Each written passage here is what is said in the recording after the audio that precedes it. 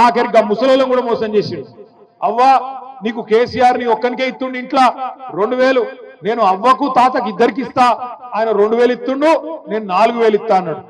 ఒక్కలకి ఇస్తుండు కేసీఆర్, నేను ఇద్దరికి ఇస్తా అని చెప్పిండు. ప్రభుత్వ ఉద్యోగుల తల్లిదండ్రులు ఉంటే వాళ్ళకు కూడా ఇస్తా అని చెప్పిండు. వస్తున్నాయా మరి 4000? ముసలోళ్ళు చెప్పాలి, వస్తున్నాయా 4000? ఎక్కడ 4000 ఎక్కడిది? ఉన్న 2000 2 నెలలకు కొట్టిండు. 2 నెలల ఉన్న 2000 కూడా కొట్టినాడు రేవంత్ రెడ్డి. ఆ ముసలోళ్ళను కూడా వాళ్ళ చేతిలో ఉన్న ఆసరా కట్టెను కూడా గుంజుకున్నాడు రేవంత్ రెడ్డి. అందుకే నేను అంటున్నా, ఇక ఆయన మాటలకు హద్దు లేదు, నోటికి ఏమస్తే అదే మాట్లాడతాడు. ఎవడన్నా ప్రపంచంలో ముఖ్యమంత్రి పదవిలో కూర్చున్నాడు మంది కూటిన బిడ్డలు మా బిడ్డలు అని చెప్పుకుంటాడా అమ్మ? మంది కూటిన బిడ్డలు మా బిడ్డలు అని చెప్పుకుంటాను చూసిరా? కేసీఆర్ ఇచ్చిన ఉద్యోగాలు కూడా నేను ఇచ్చినా అని చెప్పుకుంటున్నాడు నిన్న ఢిల్లీలో.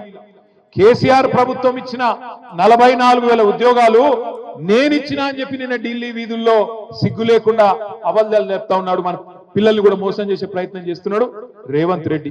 అందుకే ఇవాళ షాబాద్ లో జరిగిన ఈ రైతు ధర్నా, రైతు దీక్ష మొట్టమొదటిది మాత్రమే. రేవంత్ రెడ్డి ప్రభుత్వానికి మేము చేసే విజ్ఞప్తి, 26 జనవరి నుంచి నువ్వే చెప్పినావు 15,000 అనే మాట, బరాబర్ 15,000 ఇయ్యాలి. కౌలు రైతులకు కూడా ఇస్తా అని చెప్పినావు. 22 లక్షల మంది కౌలు రైతులకు నేను రైతు బంధు ఇస్తా అని చెప్పినావు.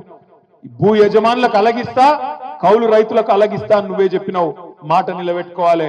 కౌలుదారులకు కూడా నువ్వు చెప్పినట్టు 15,000 ఇయ్యాలి. అదే విధంగా నువ్వు ఇంకో మాట ఇచ్చినావు, భూమి జాగా లేనోళ్లకు, రైతు కూలీలకు నెలకు 1000 రూపాయల చొప్పున సంవత్సరానికి 12,000 ఇస్తా అని చెప్పినావు.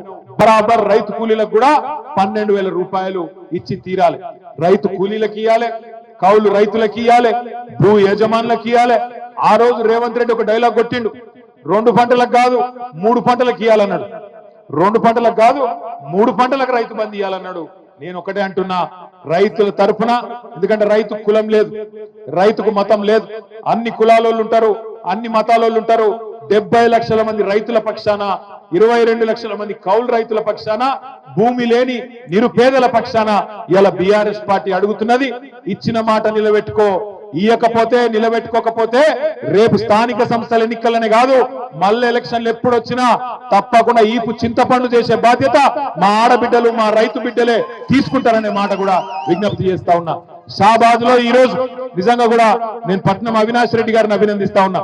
ఎందుకంటే ప్రభుత్వం ఎన్ని కేసులు పెట్టినా, ఎన్ని రకాలుగా ఇయ్యాలా మనని ఇబ్బంది పెట్టే ప్రయత్నం చేసినా, ఈ ప్రోగ్రాం కూడా ఎన్ని రకాల కష్టాలు కల్పించే ప్రయత్నం చేసినా, అవినాష్ రెడ్డి గారు, మన మండల పార్టీ అధ్యక్షుడు నరసింహరావు గారు, ఈ మండలంలోని ముఖ్య నాయకులందరూ కష్టపడి ఈ కార్యక్రమాన్ని బ్రహ్మాండంగా ఏర్పాటు చేసినందుకు వాళ్ళకు అభినందనలు చెప్తూ, ఇది ఆరంభం మాత్రమే. రైతుల తరపున మా పోరాటానికి ఇది ఆరంభం మాత్రమే. 21 తారీఖు నాడు నల్లగొండలో మళ్ళొక రైతు ధర్నా ఉంటది. ఆ తర్వాత వివిధ జిల్లాలకు కూడా ఈ కార్యక్రమాన్ని తీసుకొని పోతాం. రైతులకు న్యాయం జరిగేంత వరకు కేసీఆర్ గారి నాయకత్వంలో మీకోసం కొట్లాడుతూనే ఉంటాం. ఎన్ని కేసులు పెట్టినా, జైళ్లకు పంపించినా మీకోసం నిలబడతామనే మాట మళ్ళొకసారి తెలియజేస్తూ, జై తెలంగాణ.